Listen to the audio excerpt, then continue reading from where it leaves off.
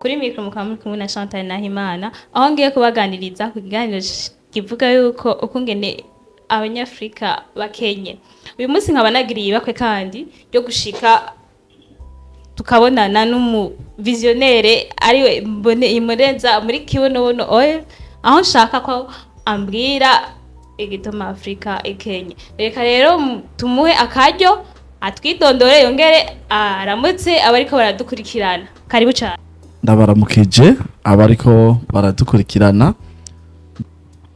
Je David Muranzi tuyisabe bazi kwizina rya Kibonobono, ariko no munsi amagara nibimeze neza ndagwaye, ariko nibaza yuko turabana namwe muri kino kiganiro, kandi uko nibaza ku kibazo Chantal aje kumbaza ndagira ico ndabivuze ko murakoze.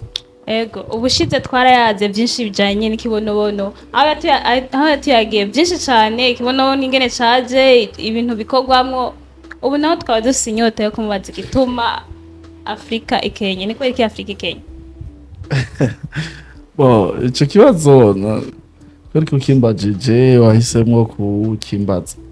Cene mufise inyota yo kukikubaza. Gituma Afrika ikenye. Nibaza ko nja kuvuga ibijanye nuko uko je ndabitahura. Yego. Hanyuma n'ibijanye abandi nabo uko baba bavyumva kumbure bashira muri commentaire. Yego baza kutubwira. Okay, hanyuma jewe nk'umuntu navuga nk'umu entrepreneur mu Kirundi bavuga kwihangira mirimo.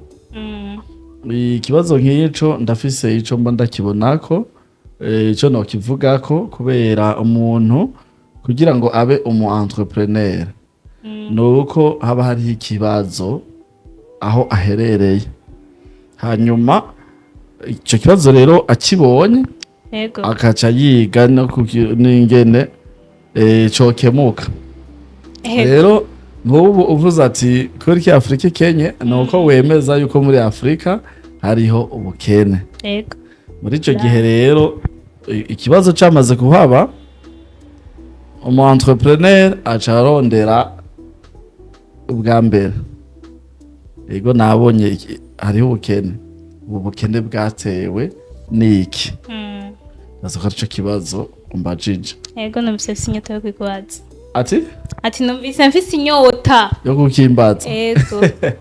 Bo nibaza ko impamvu Afrika ikenye ni ibintu vyinshi, ariko ivyo bintu vyinshi ndeka mvugemwo bikeya uko jewe ndabitahura.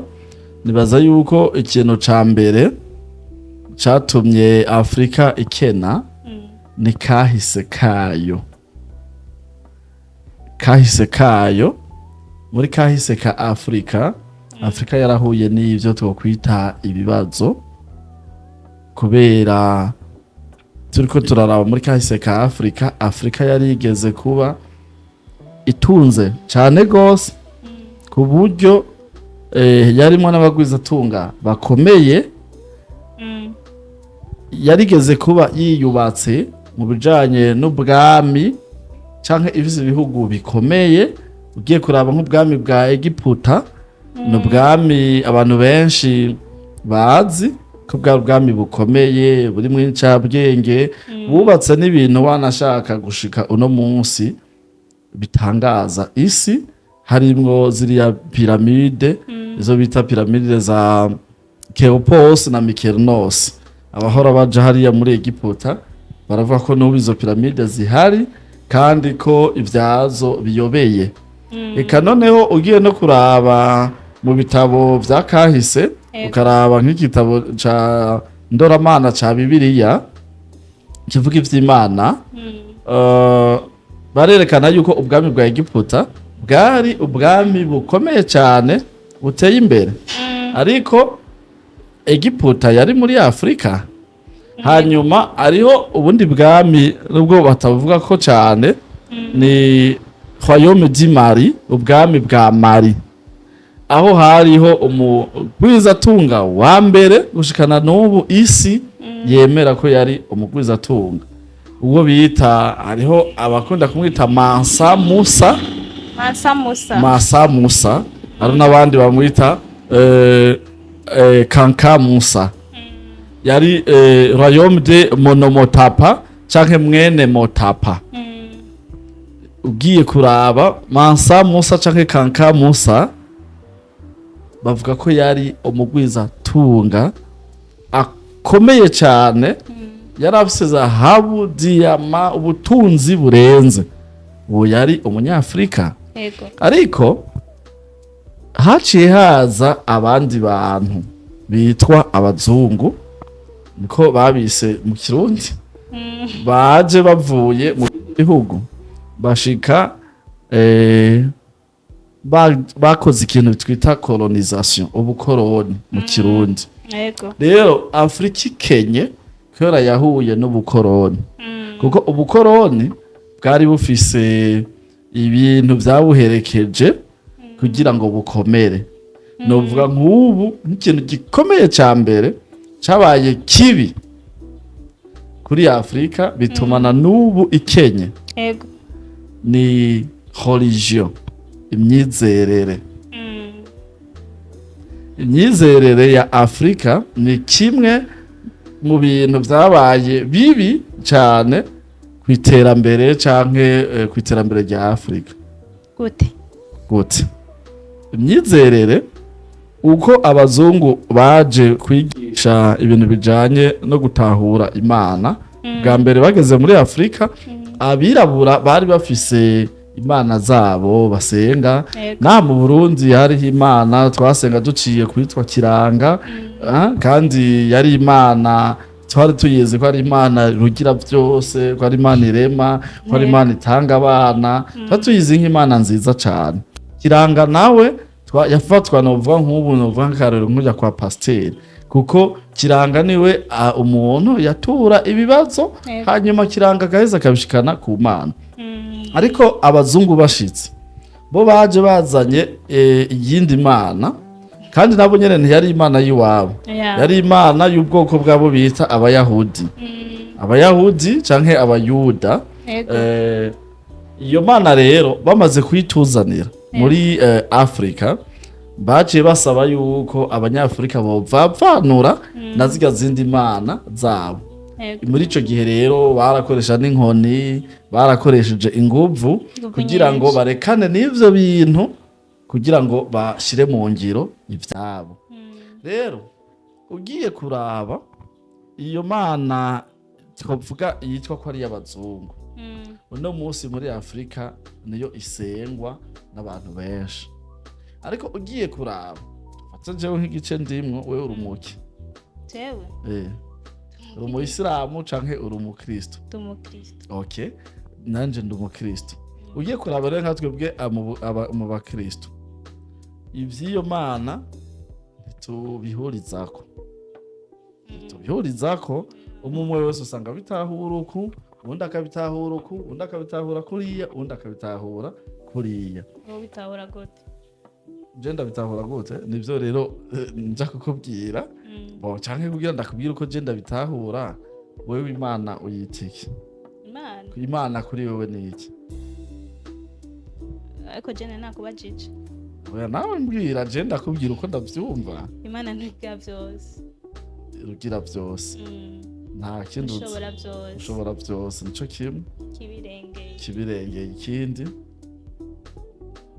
Ikindi cyuko niko ndavyumva. Wewe niko vyumva. Uremera ko ari umuremyi wa byose? Uremera ko ari mahoro? Imwe mwita shalom? Uremera ko ari uhoraho, ko ari canke Imana ko ari yo bendera ryacu? Ibyo byose ndavyemera. Uremera ko ari El Shaddai? Uremera ko ari Elohim? Uremera ko ari Jibor? Okay, n'ibindi byinshi. Ariko urumva ko ubivuze mu majambo menshi. Tubwire muri make, nshaka umbwire Imana ni iki muri make? Imana ni iki muri make?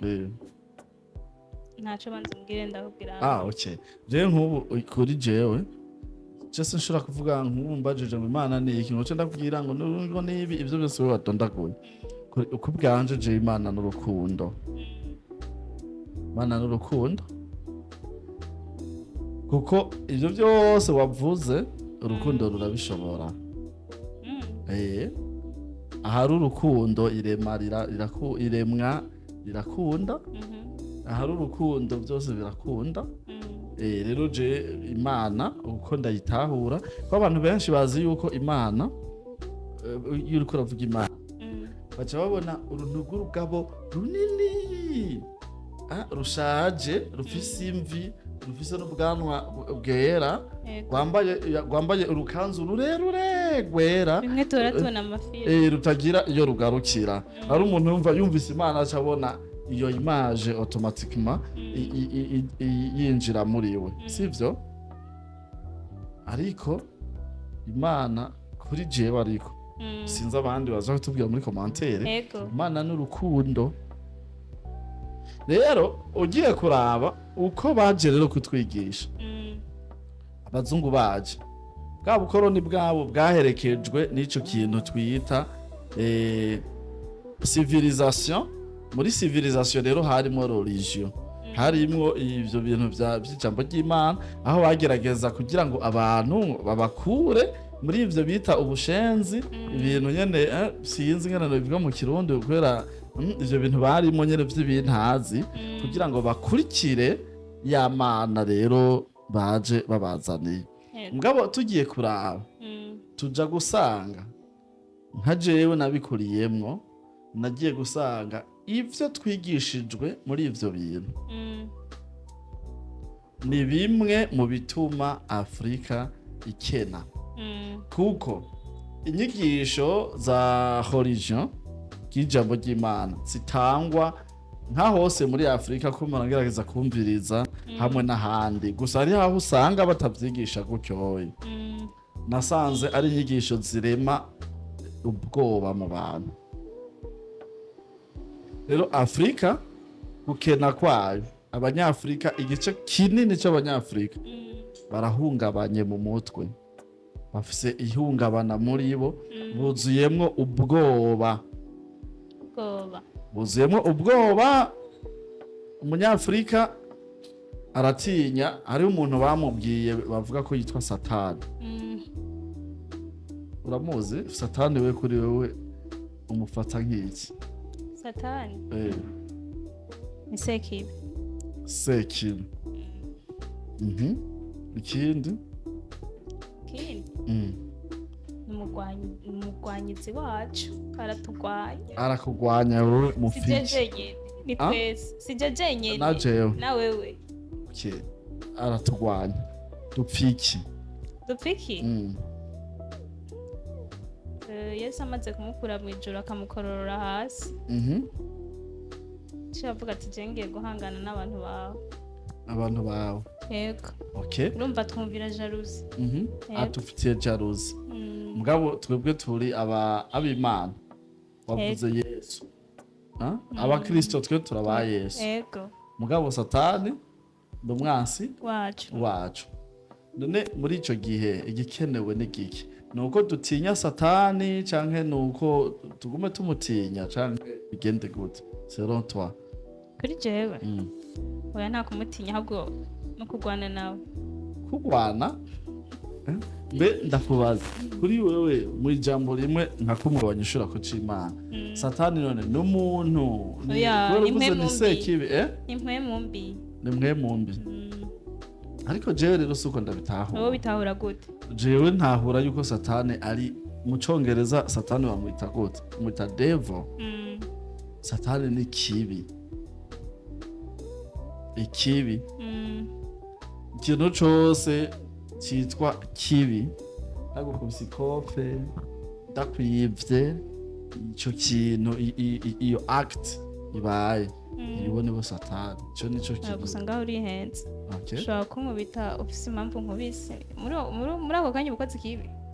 Impamvu yo gukubita nta mpamvu n'imwe iriho yotuma umuntu bamukubita. Kuko ndagukubita no gukosora. Gukubita biri mu mvugo yo gukosora. Gukosora gute? Gukosora umuntu yakoze amakosa. Gukosora umuntu yakoze amakosa. Abarundi bavuze bati Chantal, inkoni ishikira igufa nishikira ingeso. Nawe niko byumva. Niko ndavyumva. None ndagukubise weza ko ari cyo coca gituma iryo kosha wakoze uca uriheba yego sinibaza ndafise kutagukubita ariko nkaguhanura nkabikwereka ngakwereka ati kine kukigize uku ni kibi kironona ibi kironona biriya uri umuntu ufise ubwenge ugatahura ntarinze kugukubita yego rero jewe satani kuri jewe je ni kibi mugabo tugarutse kuri kimwe c'ubwoba rero yego abanyafrika nako ndavuga baratinya uwo muntu bita satani bazi ko ari umuntu agenda hose afise ubushobozi bwo kutubuza ikintu cyose twoshobora gushikako kandi niko tuvyizera ndazi nawe ariko barankurikirana benshi bizera yuko igituma tutabayeho neza ko hari umuntu yitwa satani atubuza ivyo bintu ariko Chantal yego ivyo bintu kubwanje je mbona yuko ari inyigisho zituremamwo ubwoba nke atayishobora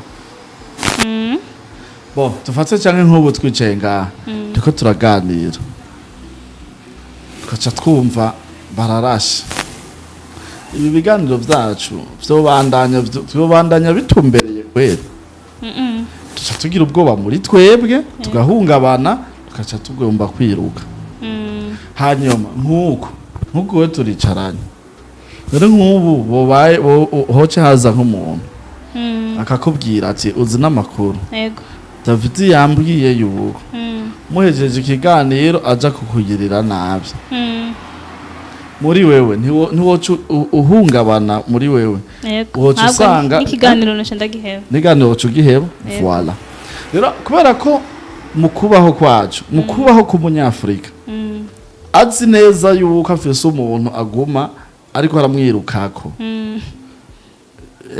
bituma n'imigambi y'iterambere ridashoboka iterambere ku munyafrika ryankiraho kubera ko muri we azi neza yuko ivyo ariko arakora vyose hariho umuntu ariko aramugwanya ubwo bwoba rero buza gutuma ibintu abigarukiriza hagati akaja aja kurondera ubuhungiro nico gituma ubona muri Afrika co tuguma tuja gusenga gose kugira ngo turondere yuko tuja kuronka ingene twikiza wa muntu ariko aratwirukako ivyo rero haca habaho ca kintu bavuga ngo time is money uwo mwanya rero tuba turi muri ivyo yego iterambere cari muri dusiga kuko tuvuze ubukene navyo bisigurwa mu majambo menshi aza ko ndiko ndishura uko je ndavyumva yego n'abandi baratubwira ingene bavyumva muri commentaire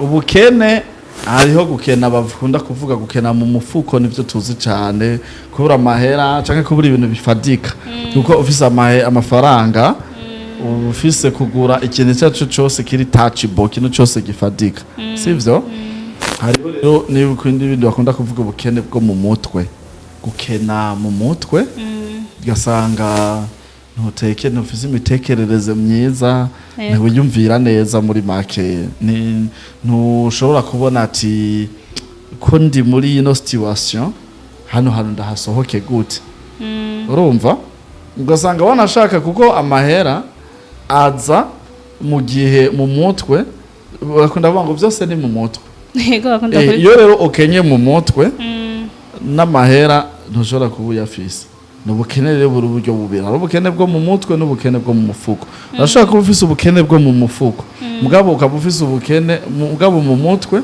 ukaba utunze atabukene buriyo muri ico gihe ukoresheje ubu butunzi ufise mu mutwe urashobora kuronka amahera hanyuma hari n'igihe ushobora kuba ufise amahera ariko ukabukenye mu mutwe ayo mahera arashobora kugupfako muri ico gihe rero ubukene bubi n'ubukene bwo mu mutwe twebwe rero dukenye mu mutwe kuko Afrika usanga dufise ubwo bukene rero bwo mu mutwe kubera tuzi neza yuko gukora projet kurima ikibonobono kwegeranya abantu miliyoni yego atavyo tuzoshikako kubera ko satani azoca duteza abo turi kumwe bace nk'ubu jewe satani azoca nteza mwebwe turi kumwe muce munyica mpana twebwe abandi bo basi abo turi kumwe bace banyica Yego. mva muri ico gihe rero mu gihe je naba mbona yuko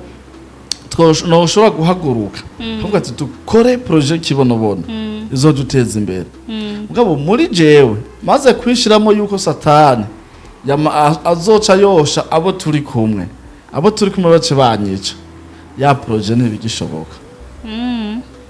Ico ni ikintu rero ubwo bwoba rero ni ikintu kibi kiri mu mitima y'abanyafrika cyane cyane ibyo byo gutinya uwo muntu bita satani. Yewe ntabwo bugira bon hariho yitwa Umutesi Scovia ni umujournaliste wo mu Rwanda turabakurikirana baramajije ico kibazo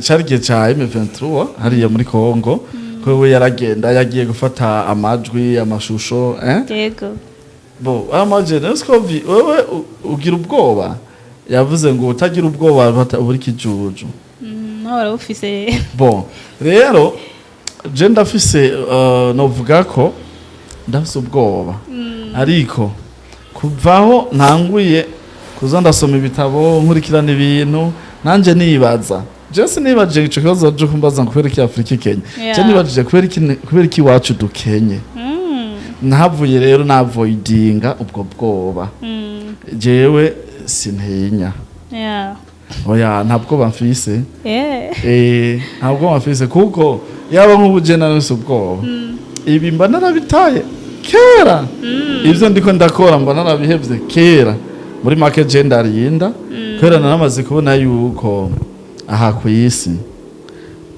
you have to avoid fear ugomba gutsinda ubwoba kugwanya ubwoba kubera ubwoba buri muri wewe nacyo na kimwe woshikako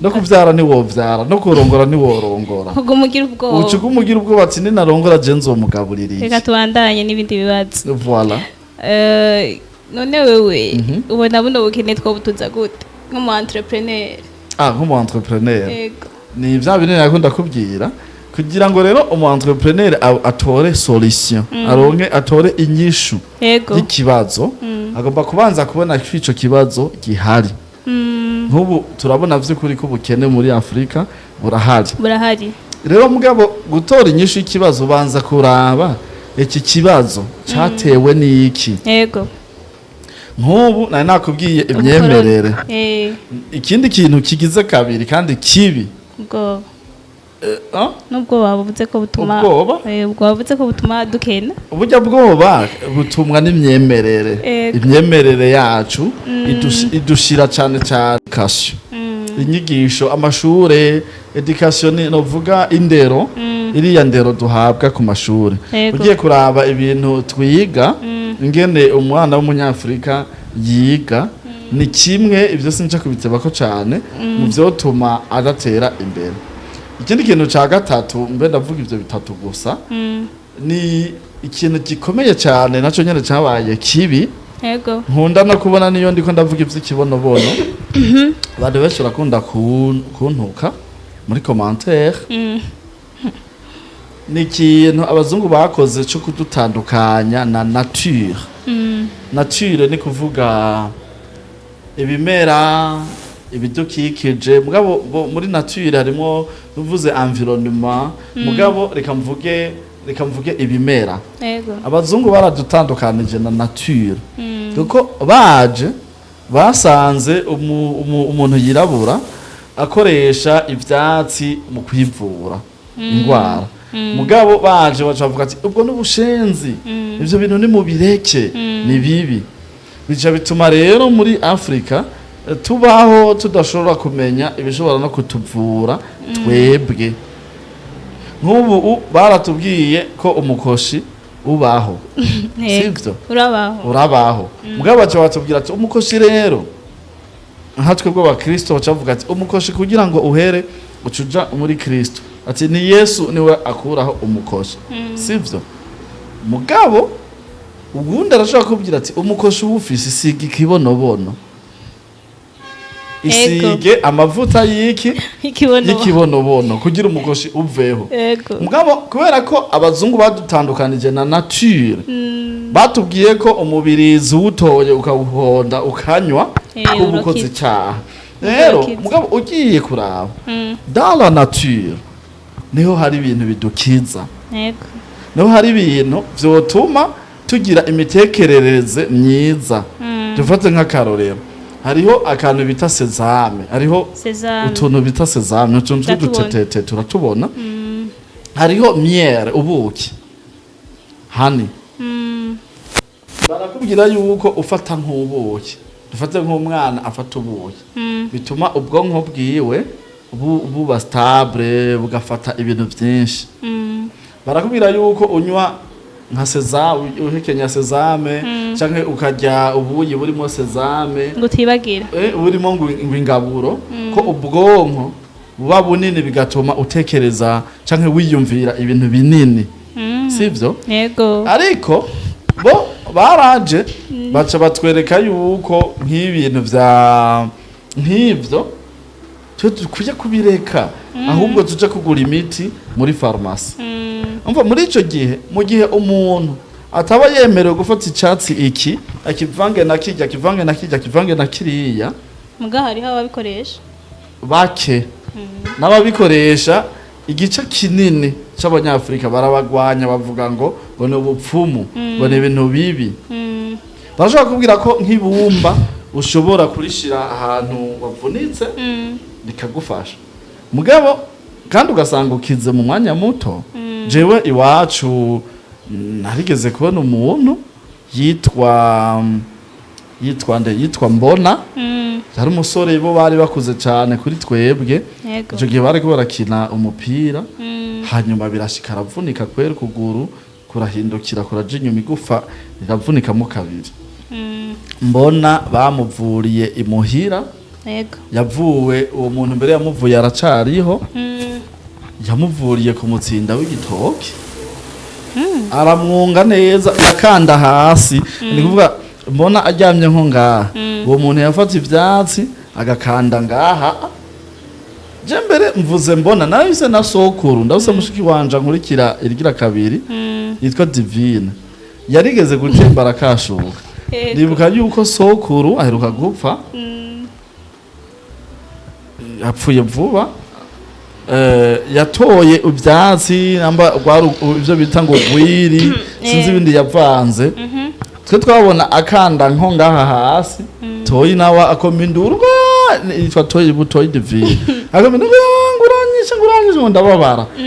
Ibyo ni twabitahura ivyo ari byo. Umva iyo rero niyo nature. Kandi hari n'umuntu yambariye yuko yigeze kunwa ngo amavuta muri Kibonobono aho ngo mwakoze ngo arayanwa ngo hama ngo kiramwoza mu nda.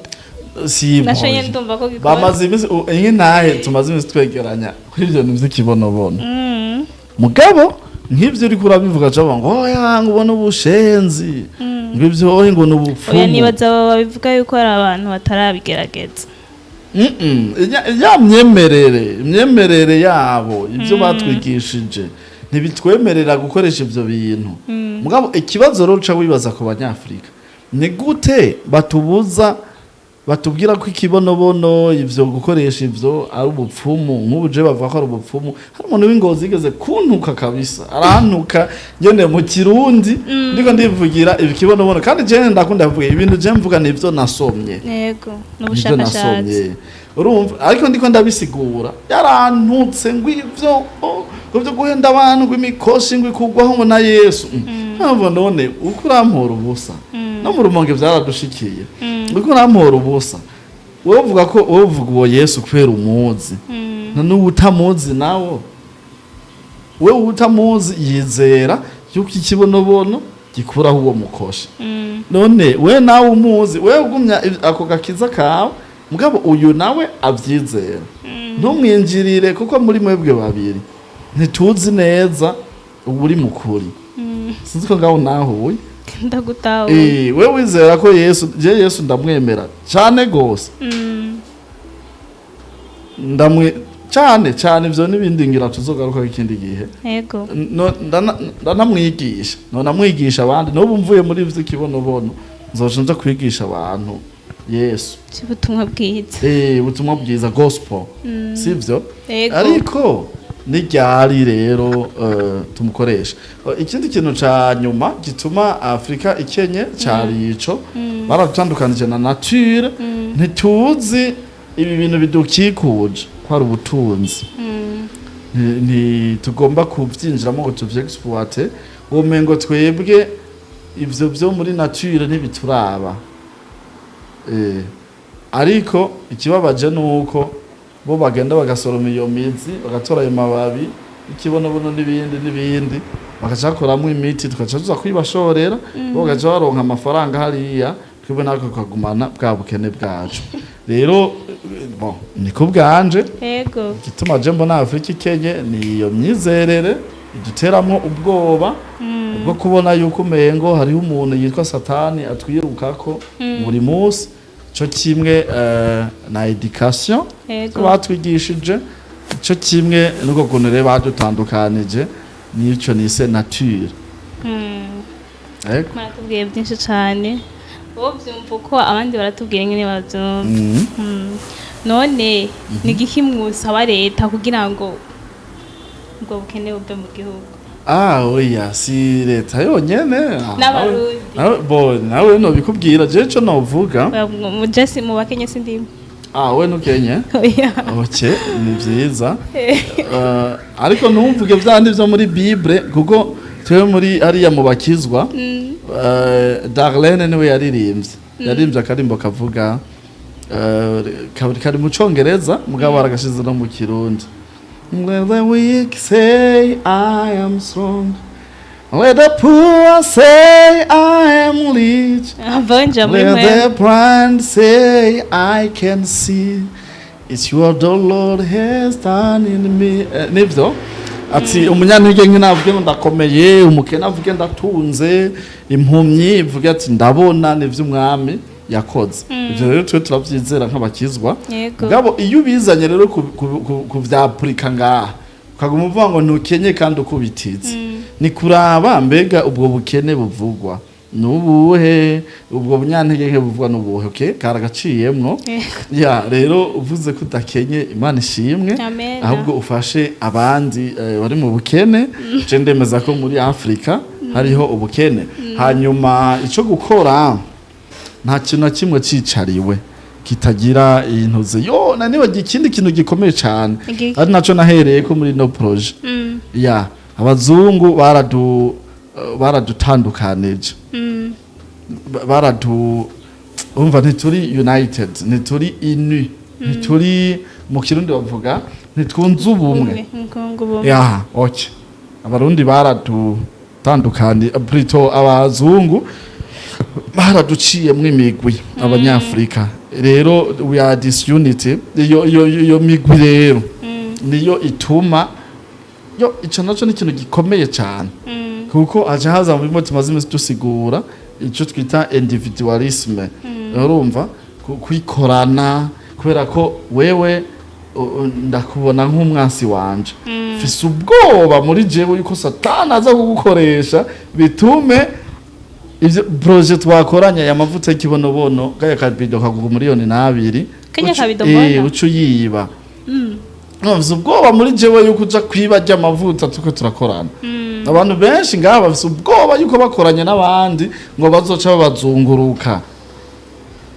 urumva rero muri make ana Afrika turankana ntabwo dukundana ntituri nico naco ni ikintu kibi gituma Afrika ikena rero ico je novuga kuri bijya uri kurambaza nuko hobaho kwicara cyane iyi generation y'uno munsi n'abandi bose abafise ico bobikorako bakicara bakaraba bakavugana bakaraba vyapfiriye vyatewe n'iki hokogwa iki hanyuma leta ico solution yo yatowe ico baba babonye ati vyapfiriye aha hokogwa bace bavyandika babishira mu bitabo hanyuma ivyo bitabo babishire mu mashure canke babitange abantu babisome canke barondere abajournaliste amateleviziyo online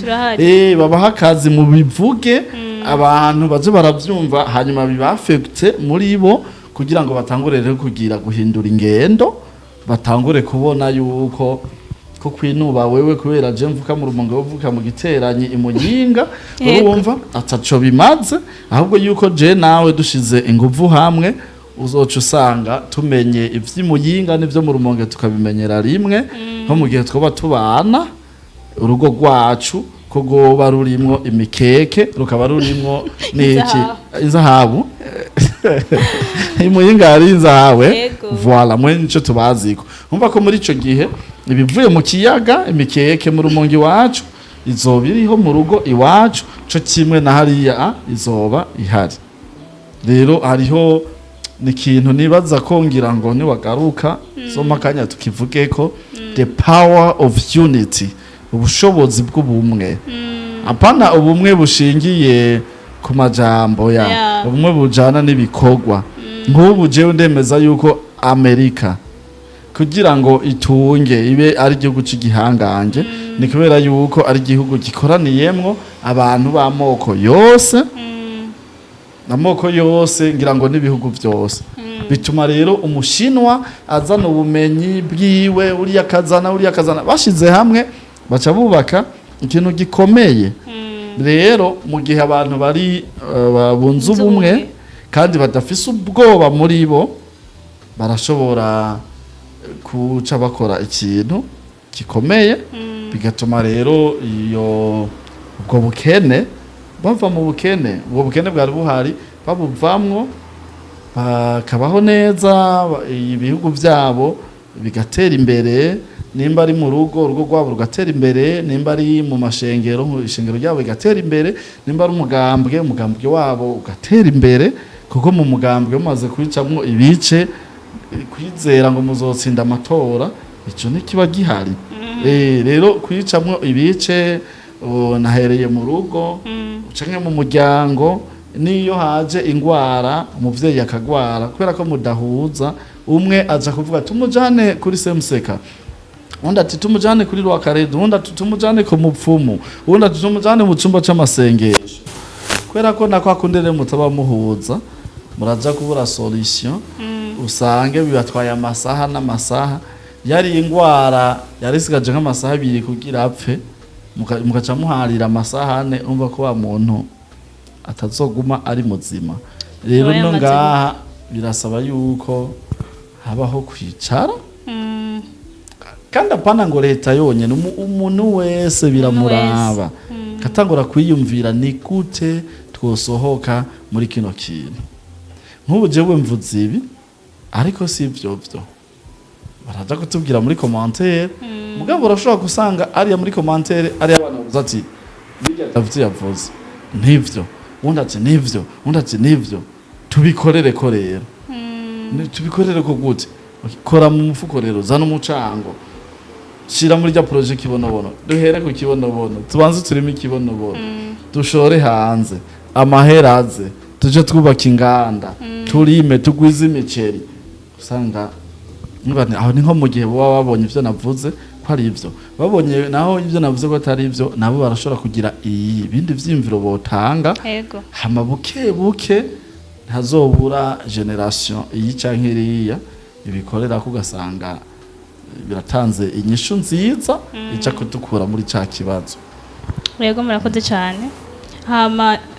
ndafise akabazo gasa nk'akanyuma wavuze generation yego generation tushobora kuba dufise ivyiyumviro mugabo tudafise abadufata mu mugongo none nkawe dufate nk'ubu ushobora kuba mfise nk'iciyumviro co kugira iki niki ngasanga na mahera mfise hajya mahera niyo atuma icyiyumviro gishoboka sinibaza bo yego amahera nivyo uburyo ariko amahera nivyo arakenewe cyane ariko ugiye kuraba amahera ahari umwifato mwiza amahera nayo araza. aza gute mu buhe buryo? aza gute mu buhe buryo? nk'ubu nk'ibije ndiko ndakora vy'ikibonobono, nk'ubu y'abantu batanga amahera bagatanga amahera ntibabone umurima n'umwe, biba bigeza ntibokwemera n'ikintu na kimwe. ntibokwemera n'ikintu na kimwe. Voilà, rero nako ndavuga umwifato ugira reaction, gutukana, kwiba, kubesha, bya bintu byose mu mwita ibyaha, kubeshera abandi, gukumira abandi, ubunyonyezi niko kwiba.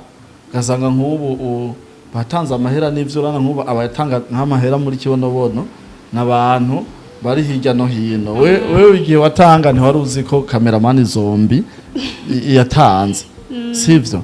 Hanyuma rundi yarungitse nabonye ari muri Zambia, yarungitse umva uwo ntakuzi wewe.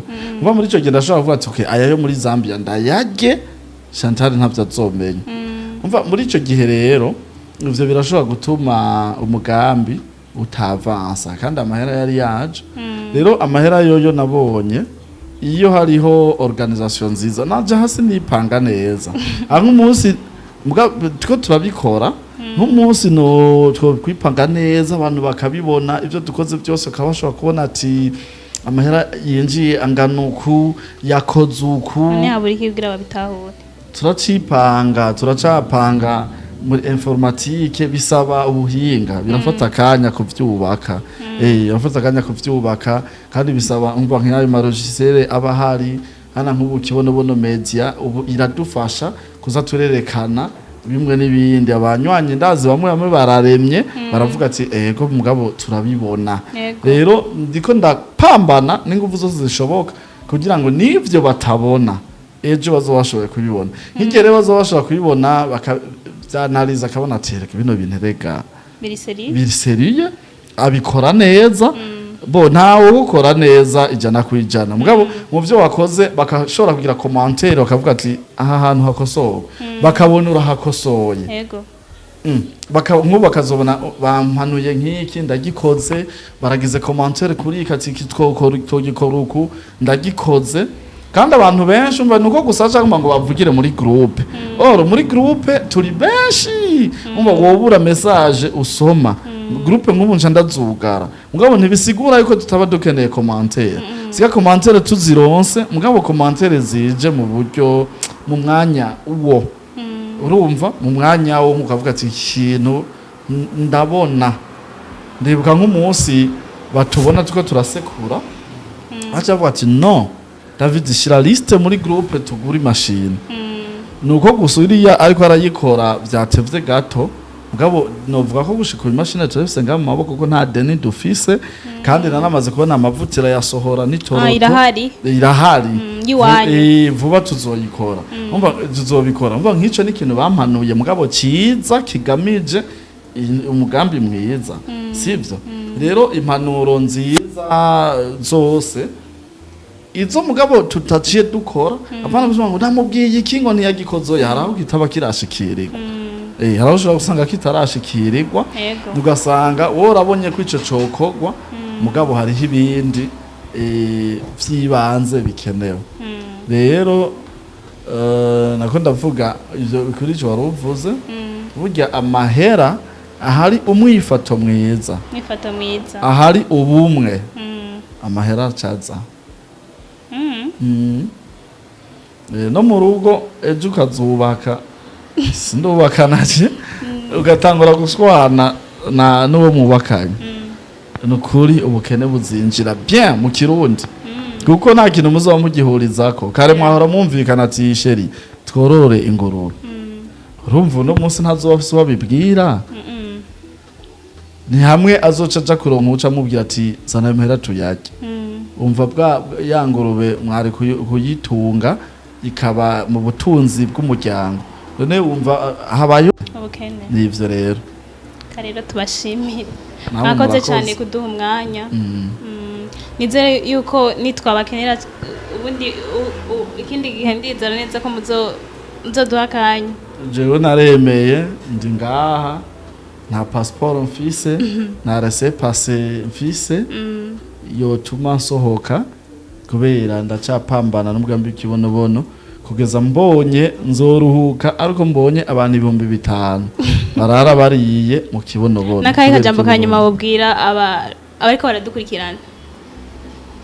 Ico nababwira ni dukura ubwoba bakora ubwoba mu mitima bashiremwo amahera mu kibonobono no kwa Fabrice n'ahandi hose hashobora kuzozana inyungu muri kazoza. Bakura ubwoba mu mitima barime bige bakore ico kintu cyose cozana iterambere muri kazoza ka hafi canke ka kure atabwoba burimwo atagutinya ngo satani kwanza uwo muntu satani Yesu yaramunesheje. We rero reka kwigura atinya satani hungira kwa Yesu cuhungira kwa Yesu acaguha amahoro aragukiza n'uwo satani. Rero je ntangazwa n'ingene abantu barazi neza yuko satani murabizi ko satani Yesu yamunesheje. Mugabo mugaguma mufise ubwoba bw'umuntu kandi mufise uwo mubakiza uwo mubakurako. Ni mumere nk'abana bato. Abantu bamere nk'abana bato bariko barankurikirana. Umwana muti y'umukubise abazi neza yuko se wiwe acakurega kwa papa. Abazi yuko niyabibwira se acaza akaca kuvunagura. Rero nk'abakirisu reka mutinya satani ngo babuza ngo ngutera mbere ngo ni wabatera ngwara ngo ibiki. Uwo satani hari ubundi muntu rero yitwa Yesu. Yesu yavuze ati nimuze kuri jewe abarushe n'abaremerewe ndabaruhure. Yesu yari kwitagwa tuzavuga ati jewe ingo none gutuga umutinya umuntu kandi hari ubundi yakubwiye yuko amushobora. Hungira rero kuri uwo amushobora uwo nawe umwihoze hanyuma ukora imigambi y'iterambere atagutinya. Yego twavuga ntitwoheza. Reka dushimire abariko baradukurikirana badukurikirana kuri channel yacu ya Kibonobono Media. Twongera tubibutsa mugire like, share na comment mu bikwiragize hose. Iterambere ni ry'iwacu, iterambere ni rya wewe naho butaha. Murakoze.